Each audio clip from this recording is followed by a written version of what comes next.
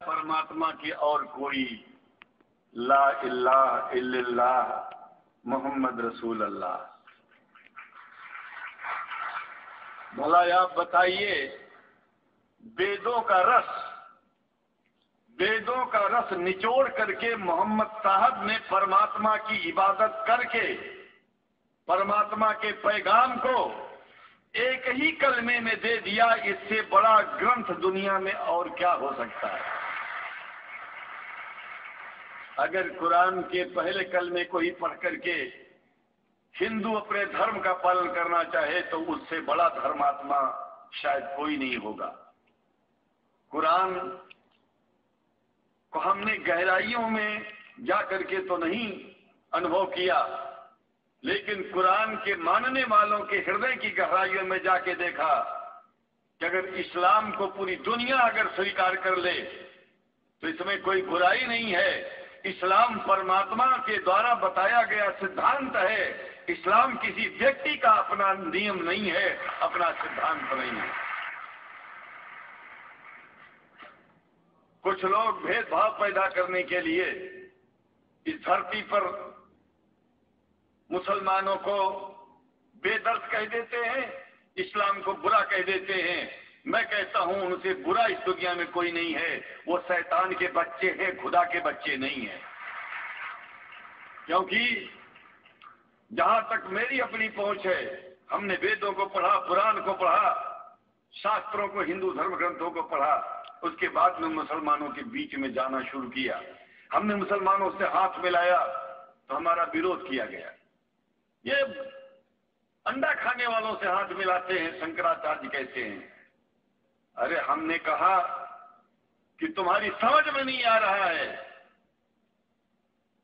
वो 5 बार इबादत कर लेते हैं खुदा की, तुम घास खाते हो और एक बार भी इस बात नहीं करते हो, तो तुमसे बड़ा अधर्मी दुनिया में कौन है? तुम अपने अधर्म को देखो। किसी के पवित्रता के सिद्धांतों का विरोध करना पहला अधर्म है। आप क्या खाते हैं, कैसे रहते हैं, अगर हमें आप दुखी नहीं करते हैं तो आपसे बड़ा इंसान दुनिया में कोई नहीं है।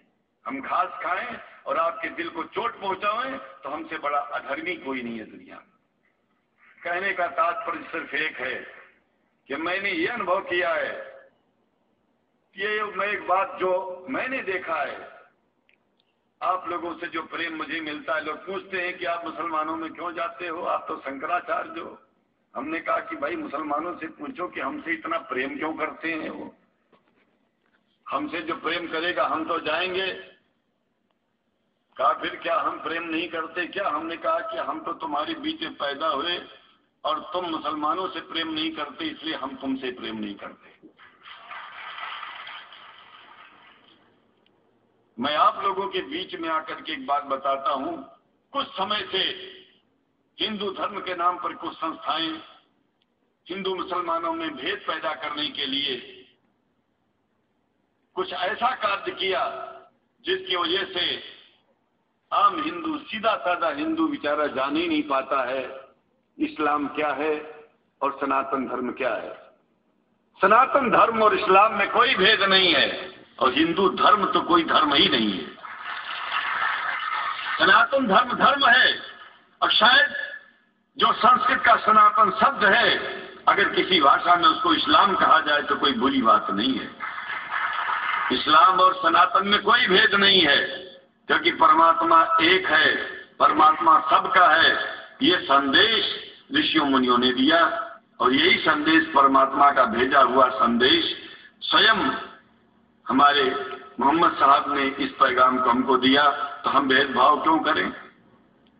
यहां पर भारत का मुसलमान, एक बात बिल्कुल मैं स्पष्ट बता रहा हूं आपसे, अगर भारत का मुसलमान सो गया तो भारत सो जाएगा।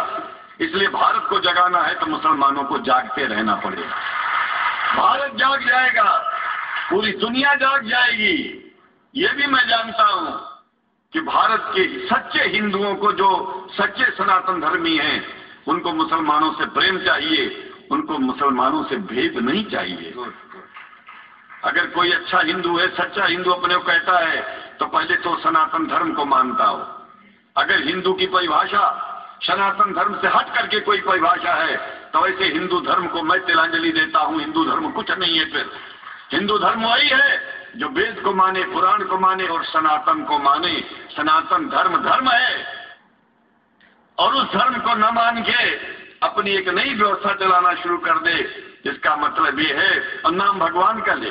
एक बात और बता देता हूं, भगवान कोई आदमी की तरह नहीं है कि रोज रोज नियम बदलेगा। रोज रोज नियम बदलना आदमियों का काम है।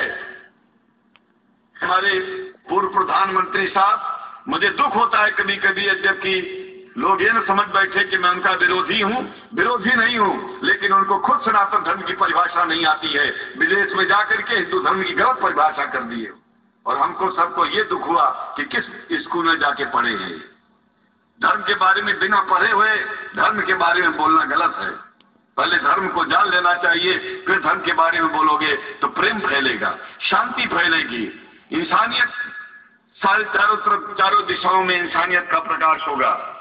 और मैं तो कहता हूं कि अगर शंकराचार्य लोग सब मिलकर के इस विचार में स्थित हो जाएं कि सनातन धर्म वो धर्म है जो इस्लाम से अलग नहीं, इस्लाम वो धर्म है जो सनातन से अलग नहीं, और जो भेद पैदा होता है या राजनीति में होता है, साम दाम दंड भेद, ये राजनीति में है, धर्म में नहीं है। धर्म में है एको ब्रह्म द्वितीयो नास्ति, एकमेव द्वितीयम ब्रह्म ला इलाहा इल्लल्लाह। ये धर्म कहता है, ये धर्म की बात है। इसलिए हम भगवान की आराधना करते हैं, उपासना करते हैं। परमात्मा एक है और परमात्मा बार बार नियम नहीं बदलता कि धरती पर इंसान बदलते जा रहे हैं तो परमात्मा अपना नियम बदलता चला जा रहा है। एक बात याद रखिएगा, जब से शुरुआत हुई होगी और जब तक ये दुनिया रहेगी, ईश्वर का सिद्धांत एक था, एक है, एक ही रहेगा। मानने वाले आपस में भेद पैदा करें तो इसमें उसका कोई दोष नहीं है। दोष तो उन लोगों का है जो लोग भेद पैदा करके प्रतिष्ठा पाना चाहते हैं। खास करके इतना जान लीजिए, धर्म भेद को मिटाता है और राजनीति भेद को बढ़ाती है।